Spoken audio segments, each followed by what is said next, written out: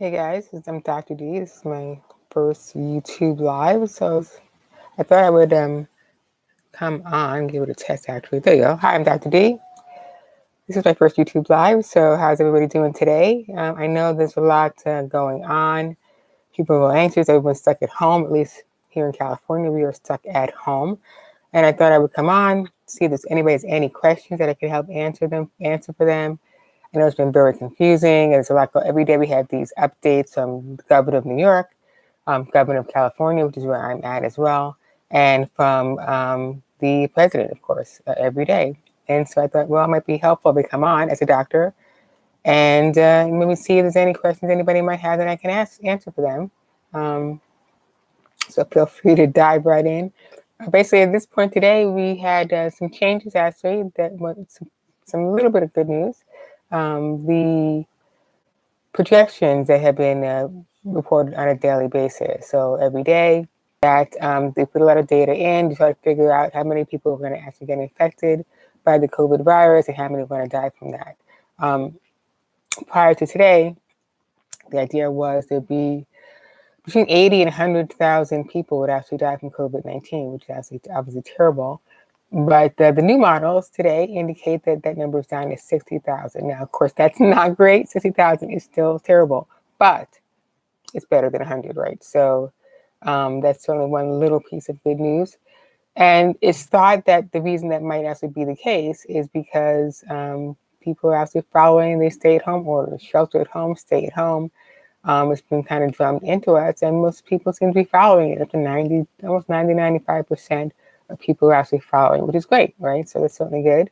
And so they think that because people are actually doing that, apparently on the original models, they thought that only 50% of people would actually follow the recommendations, which is pretty terrible, right? So luckily, people are actually a lot more responsible than that. California, I must say, has done a pretty grand job at staying at home. So the models for California, initially the idea was in California, you'd have almost 6,000 people that were died from COVID-19. That number was dropped today to almost 1,600, which is an amazing drop. But again, it's also kind of predicated on the idea that people will still stay at home. So that doesn't mean that, oh, well, we did great. Let's go out and hang out at the beach or go to a movie theater. No, not at all. It just means that it's working better, that people have actually done kind of what they're supposed to do. And so it's kind of gone down from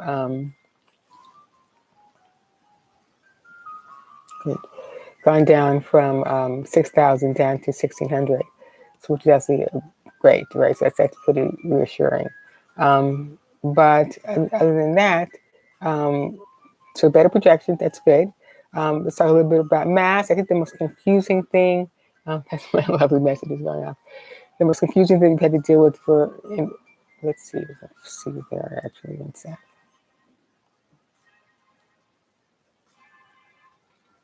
Okay, cool. Too popular already. So the most confusing thing I think that people have noticed over the last, since January has been the idea with the mask, right? So we've heard in the beginning, don't wear masks, stop buying masks, is what our Surgeon General said to us. Basically, don't buy masks, don't use masks, it's all good, right? And then over the last week, there's been more information indicating that people can actually transmit the virus by just talking, which is kind of a big change. In the past, we thought that for the most part, you would transmit the virus by coughing or sneezing, which you shouldn't be doing in somebody's direction anyway, but that's what's been the case. And so they thought that that's kind of been the main method of transmission. We now realize that actually a fair number of people can feel fine, be completely asymptomatic, no cough, no sneeze, no fever, but then go ahead and actually still transmit the virus to somebody else, which is actually obviously a big problem because you're not expecting that. So the recent recommendations have changed based on that. So the idea is that now most people should actually wear a mask of some sort. There's three different types of masks, right? As we all, I'm sure, have heard ad nauseum. There is the N95 or the respirator mask, and those masks are primarily used for people in a hospital setting. Why? Because those people are actually going into rooms with clients that they know have COVID-19. Not somebody who may just walk by a grocery store, but somebody who they know is positive, and so they're definitely increased risk of getting the virus, getting sick, and also not being there at work, right? So basically, those clients should basically be the ones that have the COVID-19, have the N95 mask. The other masks are the surgical masks, and those are, again, people wear them in the OR, at least in the US. I know in other countries they wear them more frequently, but at least in the United States, they wear them in the OR. And the idea with that is to prevent the surgeons who might be sick or spitting or whatever it is, to prevent the surgeons from having their germs get onto what's a sterile field. So they usually don't wear them in just walking around the hospital. You wear the surgical mask in surgery, right? So you're operating on someone, they're basically slice them open, you hopefully to help in some way, but you don't want to be sneezing or breathing or spitting on them at the same time. So that's why they wear the surgical mask. And so that's the reason for the surgical mask. And now since it's discovered more recently that there's more asymptomatic transmission potentially of COVID-19, and the idea is to go ahead and wear a scarf or a bandana or something over your face to prevent you from actually coughing and getting your droplets onto someone else. So the idea is to cover your face with a bandana, or homemade bandana, or homemade scarf, and you can do that pretty easily. I was watching a colleague on Periscope the other day. He did the whole thing in like 10 minutes, and he was talking to us at the same time. So it's not that difficult to do. Go ahead and wear a scarf or a bandana, and it'll keep you from giving your COVID-19 or anything else you might have of the flu to someone else. And so this is especially important if you're going out and you don't want to take any risk with transmitting things that you have onto somebody else. So that's the current recommendation, to wear a mask when you go out anywhere. You leave the house, put the mask on, get a bandana, scarf, something like that. That'll help you prevent you from giving them the disease or anything else, the flu. Nobody wants the flu, right?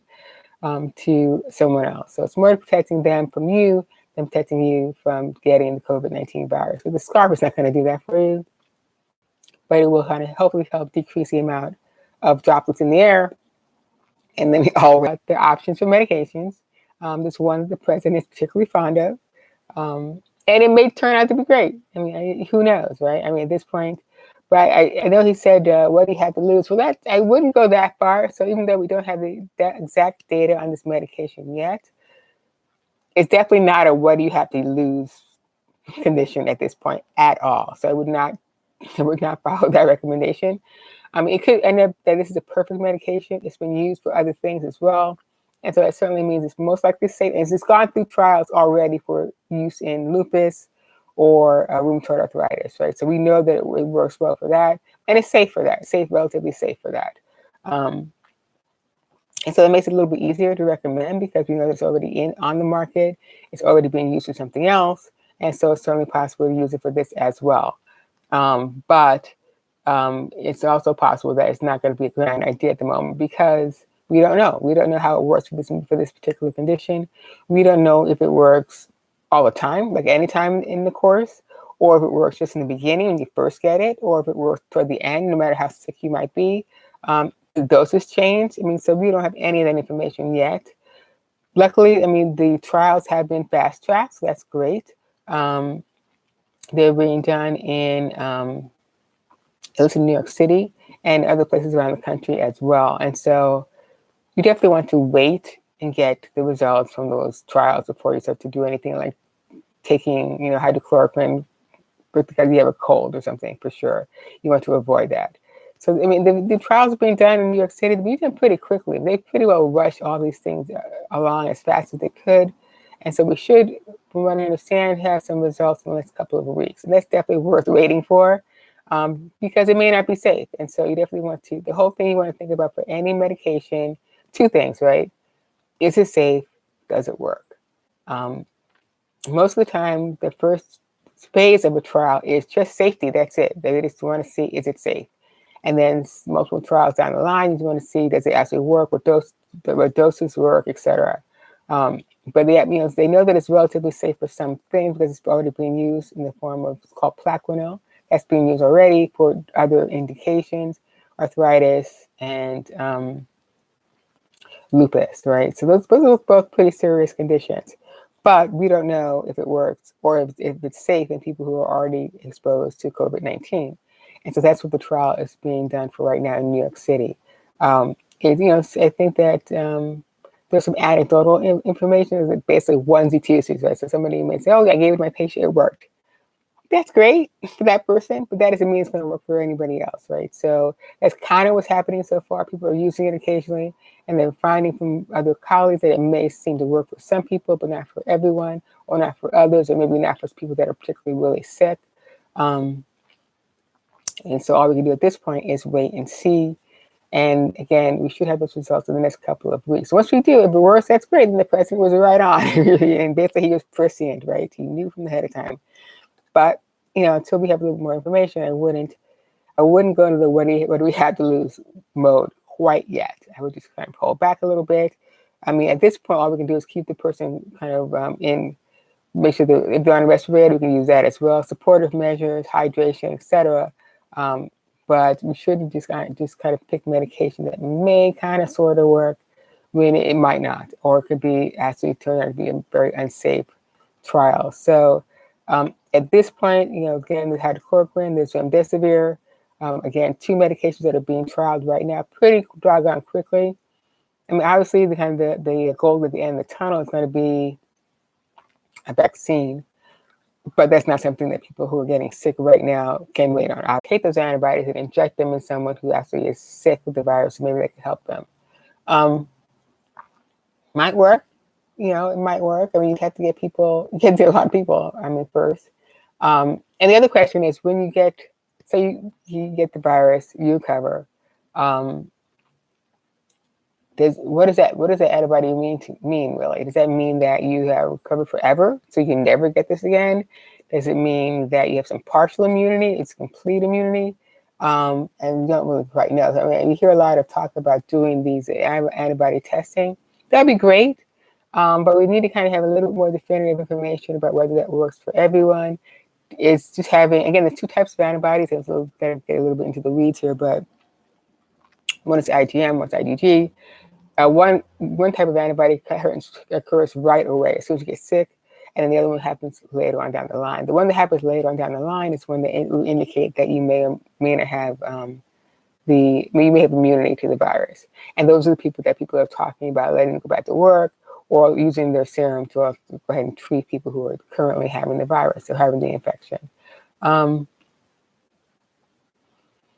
Again, trials are being done for that as well. I saw a call for people who have just recovered to come into the hospital and possibly use their plasma to treat people. That might work. Again, I mean, at this point, people are trying a lot of things because the death rate and the infection rate has been so high. But again, we're still kind of keeping the hold that you don't want to try just anything. The idea is not to just try anything that may be actually worse than the disease itself, especially if 80%, keep in mind, 80% of the people who get this condition get better and they go about their merry little way, right? So it's all good.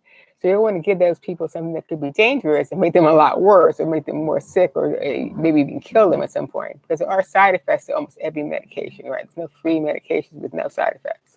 So again, it's got to be real clear not to get so anxious to come up with something that you throw anything at someone that could actually make them worse. So you want to definitely make sure that it's safe and that it works. It may not work perfectly for everyone, but if it's safe and it kind of works, then okay, great. That makes sense. To be sure that it's safe and it kind of works, then certainly I think people will start to put out some more recommendations version. Anyway, I thought I would come on and just kind of say hi, come give you guys a little bit of an update with what's happening so far. This is what's happening so far as of today, which is Wednesday. It's hard to remember being home all the time. But there you go. And if you have any questions, feel free to put them in the comments. And then I'll be doing this on a regular basis. You can come in, ask any questions you might want to have, and then we'll be good to go. Hopefully this will be over pretty soon. All right, guys, thanks for coming in, and I'll see you guys soon.